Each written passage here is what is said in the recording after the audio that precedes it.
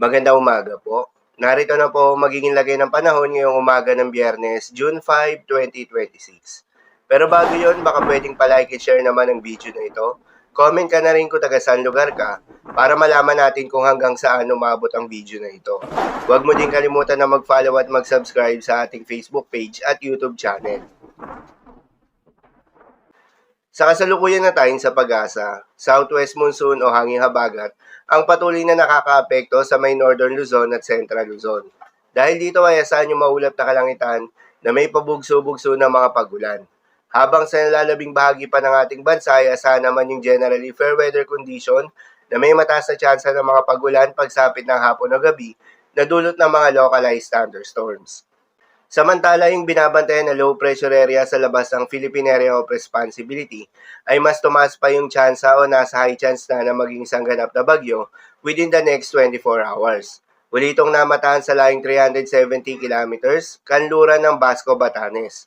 Ang nasabing low pressure area ay wala naman direktang epekto sa anumang bahagi ng ating bansa, subalit asahan na patuloy nitong hahatakin ng habagat na siyang magdadala ng mga pag-ulan at thunderstorm sa ilang bahagi ng ating bansa. Di naman inaalis yung tsansa na pumasok ito ng Philippine Area of Responsibility.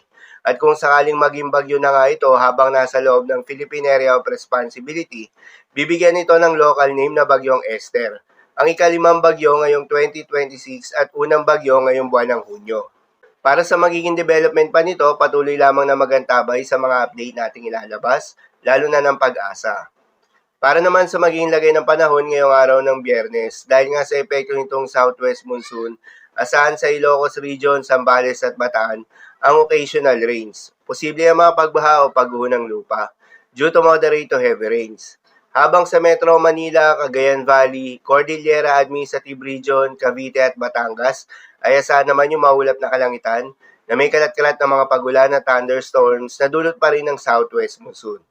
Posible rin ng mga pagbaha o pagguho ng lupa due to moderate to at times heavy rains. At sa nalalabing bahagi pa nga ng ating bansa ay asahan naman yung bahagyang maulap hanggang sa maulap na kalangitan na may kalat-kalat ng mga pagulan o thunderstorms na dulot ng mga localized thunderstorms.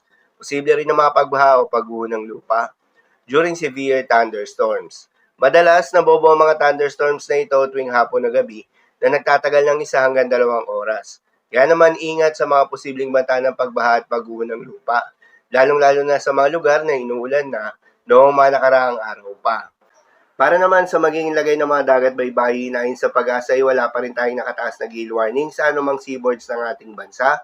Subalit iba yung pag-iingat sa mga maglalayag sa may western seaboards ng Luzon at extreme northern Luzon dahil inaasahan yung katamtaman hanggang sa malo na karagatan.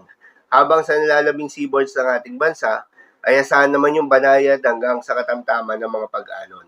So yun lamang po para sa lagay ng panahon ngayong araw ng Biyernes. Keep safe everyone.